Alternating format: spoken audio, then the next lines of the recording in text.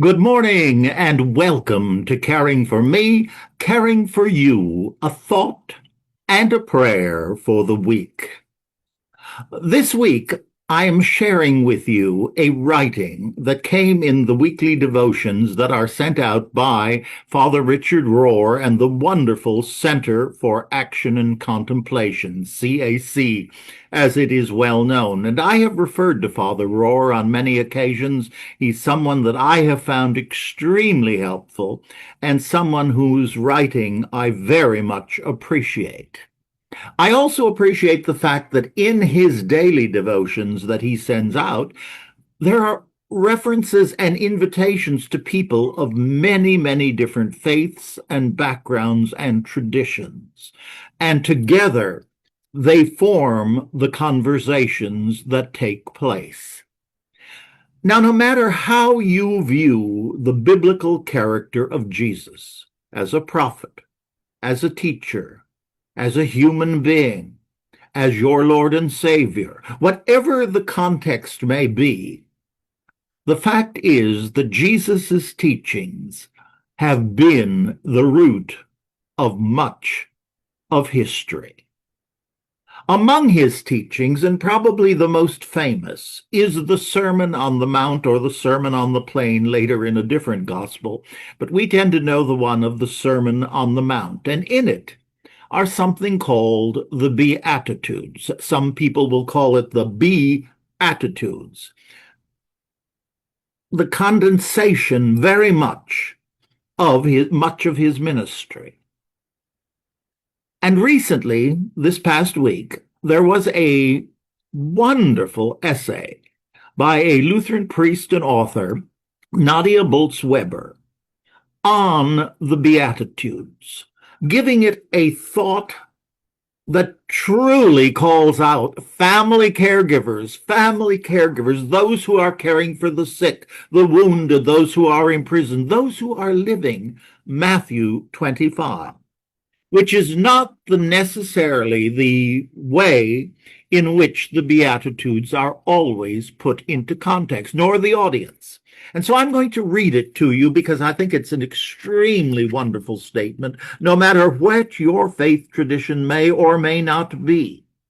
It is well worth your time to read the Beatitudes and then to listen to them from this point of view, because in it is enormous strength and blessing, which is what I have always believed Jesus was doing.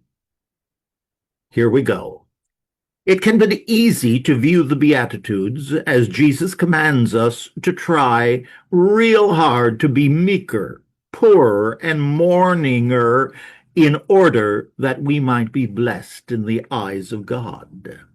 But what if the Beatitudes aren't about a list of conditions we should try to meet to be blessed? What if they are not virtues to which to ascribe?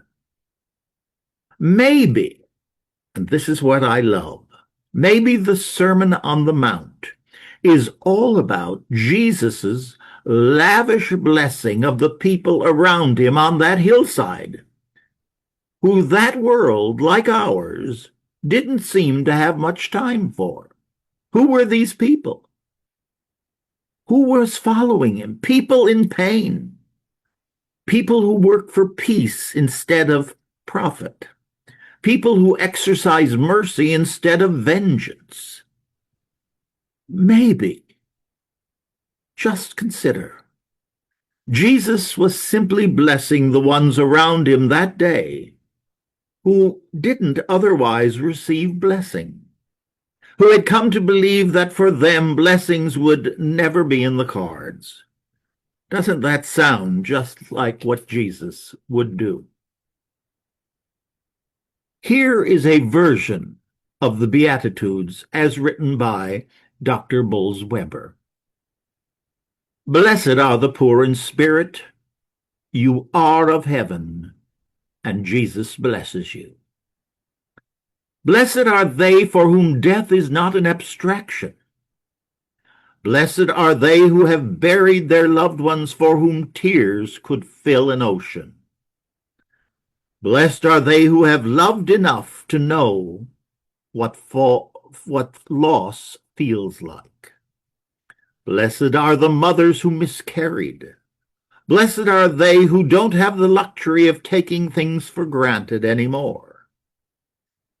Blessed are they who can't fall apart because they have to keep it together for everyone else.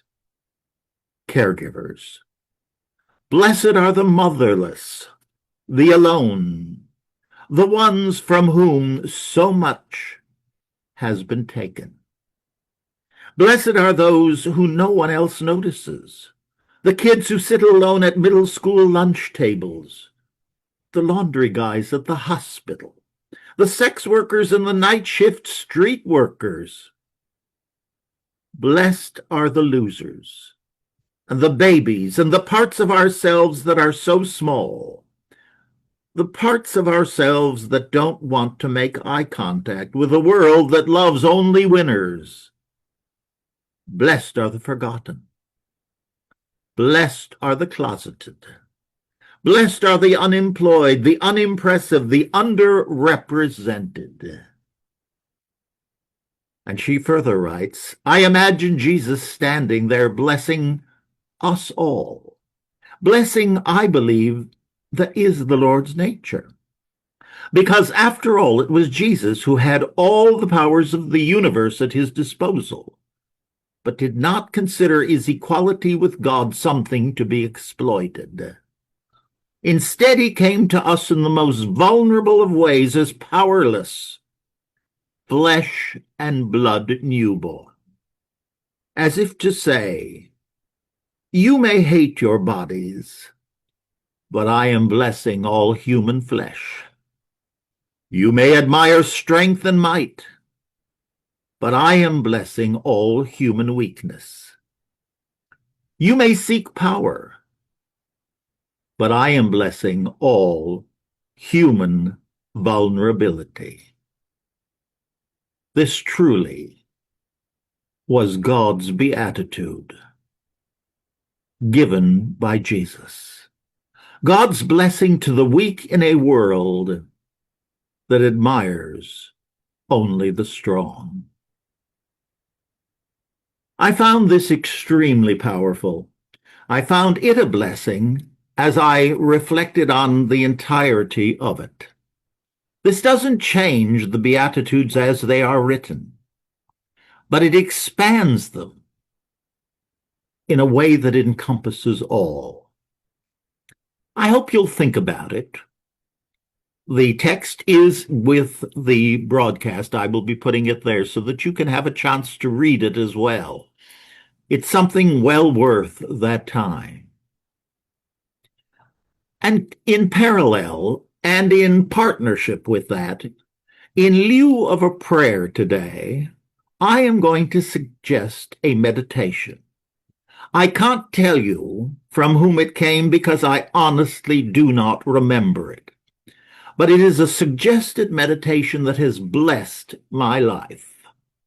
Now, I know you know how much I love words, and changing of words or changing letters within a word give it a whole new meaning. Now, recently, I've been very much involved and continue to be in prayer and meditation as I prepare with Donnie to launch Yana CCC. You Are Not Alone Corporate Concierge Caregiving. And there is a significant financial duty with that Donnie and I are attempting to meet as we begin this outreach. Now, like every human being, when finance comes into it, we begin to get a bit scared. We begin to get worried. We begin to say, well, will that work? How are we going to do this? What is the word that I used? We become scared, S-C-A-R-E-D. And if I let go of being scared and accept that I am sacred, just changing 2 letters, scared, I am sacred. scared of whatever the challenge may be, of the thing that I'm going through right now, financial, emotional, spiritual, whatever it may be. Our care recipient, I'm scared. But I'm a sacred child of the divine. And when I can just get within myself to that centering point of the divine spark within me, I can breathe in the sacred life that is mine and breathe out the scared little boy.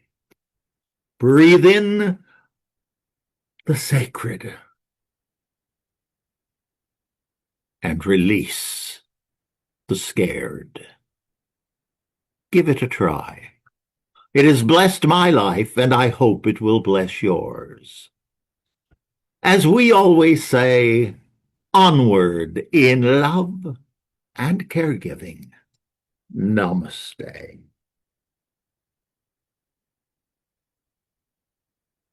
God bless. And I hope you have a wonderful, wonderful week. Thank you for being with us. Until we meet again. Richest blessings. See you soon.